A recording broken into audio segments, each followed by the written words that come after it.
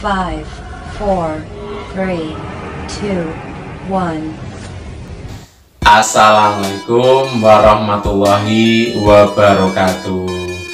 Ya, jumpa lagi dengan saya untuk melanjutkan pembelajaran yang lalu. Apa kabar semuanya? Pasti baik-baik ya. Alhamdulillah.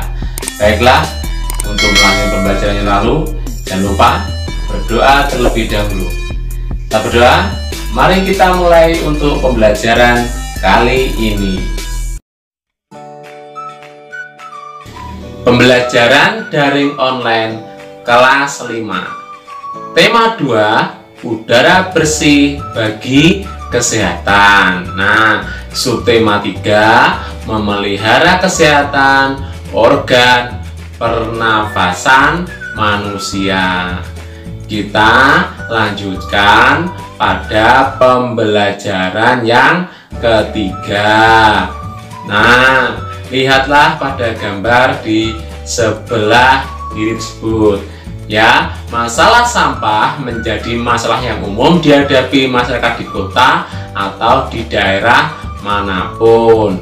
Ya, masalah sampah itu tidak bisa dihindari, tapi harus diselesaikan. Permasalahan sampah. Nah, ini pasti setiap daerah punya permasalahan sampah. Sampah yang menumpuk dapat mencemari lingkungan dan mengganggu kesehatan organ pernapasan. Tahukah kamu, ada orang yang kegiatan sehari-harinya adalah mengumpulkan sampah yang dapat diolah kembali? Pernah nggak? Ya, betul. Kita biasa menyebutnya itu pemulung, ya, atau pengepul sampah. Para pemulung mengumpulkan botol-botol plastik, koran bekas, majalah bekas, dan benda-benda lain yang dapat diolah lagi. Benda-benda itu disetorkan kepada orang-orang yang dapat mengolahnya menjadi benda-benda lain yang berguna, misalkan dibuat kerajinan atau misalkan dipakai lagi meskipun fungsinya berubah dan sebagainya, ya. Yang pertama, manfaat sampah, yaitu pakan ternak. Loh, kok bisa? Ya, kalau contohnya daunnya tebu, jadi jaretok eman-eman toh, diambil jadi momol untuk pakan ternak, ya. Daun-daun pohonan juga bisa. Yang kedua, bahan pupuk organik, misalkan sisa-sisa makanan, daun-daun kering itu ditimbun jadi pupuk organik. Yang ketiga, bahan alternatif batako. Apa bisa? Ya, beberapa waktu yang lalu ditemukan, yaitu membuat batako itu bahannya bukan pasir semen tapi dari sampah plastik. Itu lebih ringan tapi bahannya lebih banyak. Yang keempat, sebagai bahan kerajinan, ya bisa manik-manik atau untuk hiasan dan sebagainya. Yang kelima, wadah alternatif. Contohnya apa? Alternatif itu contohnya sekarang ada merak bunga, ya, dibuat misalkan kaleng bekas biskuit atau apa, dijadikan untuk pot bunga di luar, itu bisa. Ya, pembagian sampah itu secara umum dibagi menjadi 4, ya. Yang pertama, sampah organik, yaitu sampah yang bisa teruraikan oleh bakteri yang bisa membusuk. Contohnya apa, ya, daun atau sisa makanan dan sebagainya. Yang kedua, sampah anorganik. Sampah anorganik itu sampah yang tidak bisa membusuk atau tidak bisa diuraikan, meskipun bisa, mungkin membutuhkan waktu yang sangat lama, itu yang anorganik. Yang ketiga ada sampah B3, artinya apa, bahan berbahaya dan beracun. Ini biasanya sampah-sampah atau limbah dari pabrik, terutama pabrik kimia. Dan yang keempat adalah sampah medis. Sampah medis itu sampah-sampah yang berasal dari rumah sakit. Cara mengurangi sampah, yang pertama, reduce atau mengurangi, yaitu mengurangi produksi sampah dengan cara memaksimalkan penggunaan barang dan menghindari pemakaian barang sekali pakai. Dan yang kedua, reuse, memakai kembali, yaitu menggunakan kembali barang bekas untuk keperluan meskipun tidak sesuai dengan fungsi aslinya. Saya punya contoh. Nah, kaleng ini sebelumnya adalah bekas untuk minyak untuk pengencer cat. Nah, ini saya rubah menjadi celengan. Ini fungsinya berganti. Dan yang ketiga adalah recycle atau mendaur ulang, yaitu menggunakan barang-barang bekas untuk jadikan barang atau produk baru. Nah, kalau kalian di rumah punya botol plastik atau wadah makanan dari plastik, coba dilihat di bawahnya ini. Nanti akan ada lambangnya panah berputar bentuk segitiga seperti ini aja di atas ini ya.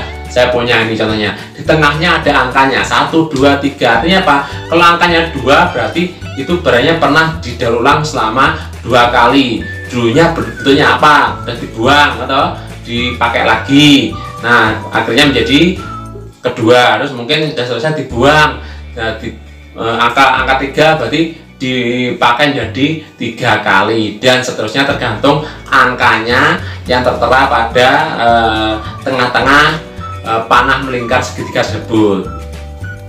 Dan yang keempat adalah replace atau mengganti, yaitu mengganti kebiasaan menggunakan barang yang tidak ramah lingkungan menjadi barang yang lebih ramah lingkungan. Contohnya apa? Kita kalau pergi belanja jangan lupa untuk membawa tas sendiri dari rumah. Ojo jagane tas kresek dari toko atau swalayan. Beberapa contoh benda hasil daur ulang apa aja kira-kira contohnya?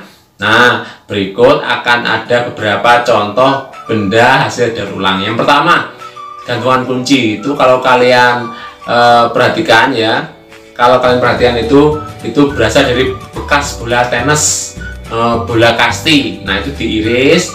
Nah, itu tetap ada isinya, terus sehingga kalau kunci dimasukkan seperti bentuk bola itu nanti akan kuncinya itu menyangkut di situ, atau kunci motor atau kunci rumah. Itu benda pada bekas dari bola tenis atau bola kasti. Yang selanjutnya adalah contoh ya, lagi gambar itu tempat mani-mani atau tempat ya perlengkapan sekolah berupa pensil atau penghapus yang kecil-kecil, itu dari 2 bekas botol minuman. Dan yang ketiga itu ya, itu adalah tempat duduk yang berasal dari tong bekas. Dan yang terakhir itu ada tas ya, bagus ya, itu banyak sekali bahannya bisa berupa plastik tidak terpakai dan lain sebagainya. Menghargai kegiatan usaha ekonomi orang lain. Kegiatan ekonomi yang dilakukan setiap orang melibatkan orang lain. Keterlibatan orang lain dapat dilihat dari kegiatan produksi, distribusi, dan juga konsumsi. Pada kegiatan produksi, orang yang terlibat adalah tenaga kerja. Pemakan tenaga kerja dimaksudkan untuk memperlancar kegiatan produksi.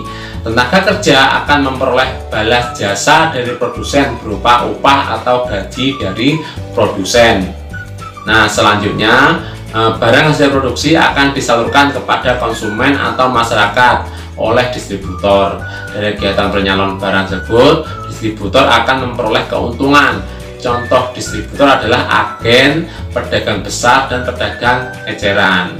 Konsumen adalah pihak yang mengonsumsi barang dan jasa untuk memenuhi kebutuhan hidupnya.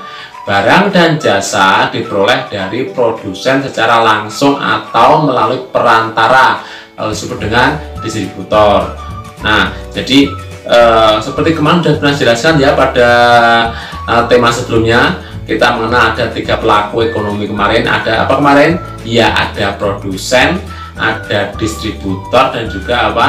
Konsumen. Nah, kita ulang lagi pada pelajaran kali ini yang produsen, orang yang memproduksi, dan juga ada distributor atau orang yang menyalurkan, sehingga kegiatan ekonomi akan saling berhubungan, membentuk suatu arus diagram ekonomi. Nah, coba temukan peran produsen, distributor, dan konsumen dalam perekonomian Indonesia.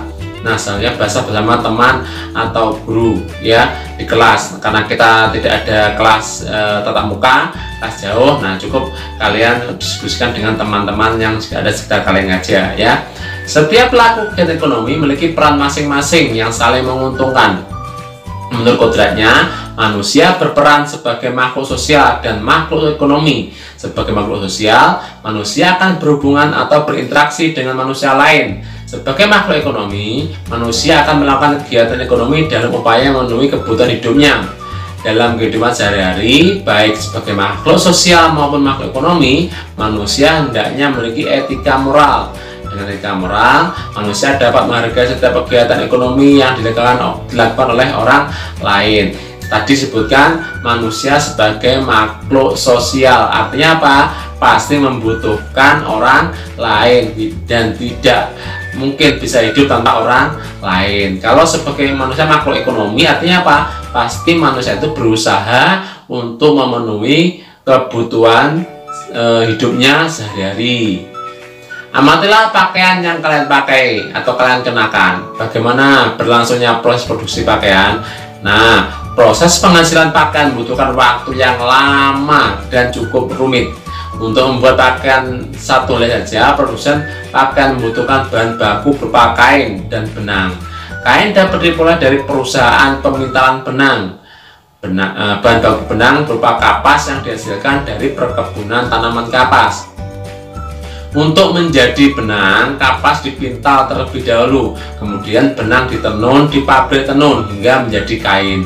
Selanjutnya, kain dapat dibuat pakaian oleh penjahit. Begitulah proses panjang produksi pakaian. Banyak pihak yang terlibat dalam proses produksi ini. Ada petani tanaman kapas, pekerja pemintalan, penenun kain, penjahit, dan pengusaha garmen. Pengusaha garmen itu penjual penjual kain atau pakaiannya, ya. Begitu panjangnya proses produksi ini, hendaknya kita perlu menghargai kegiatan usaha ekonomi orang lain. Jadi jangan meremehkan, meskipun petani, contohnya tadi ada petani kapas, kalau nggak ada mereka mungkin kita tidak bisa memakai pakaian, ya. Itu petani kapas. Belum lagi pekerja pemintalan, pegawainya berburu pabrik pemintalan, kalau nggak ada mereka, ya mungkin juga tidak akan terjadi sebuah proses pemintalan. Refleksi. Nah, apa yang sudah aku pahami pada pembelajaran kali ini? Kita belajar tentang permasalahan sampah, ya, tadi sudah dibahas panjang lebar. Yang kedua yaitu cara menghargai kegiatan usaha ekonomi orang lain. Nah, sebagai bahan untuk kalian belajar dan agar kalian bisa lebih paham lagi dengan materi tersebut, kalian bisa mengerjakan LKS latihan pembelajaran 3 pada halaman 82 sampai 83. Nah, sekian dulu pelajaran kali ini. Jangan lupa kritik, saran, dan masukannya agar bisa lebih baik lagi. Tetap semangat belajar, berdoa, dan juga tetap olahraga, ya. Yang paling pasti adalah selalu patuhi nasihat kedua orang tua.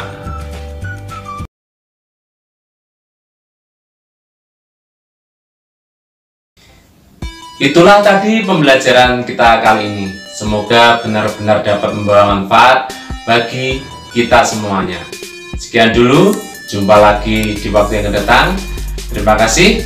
Wassalamualaikum warahmatullahi wabarakatuh.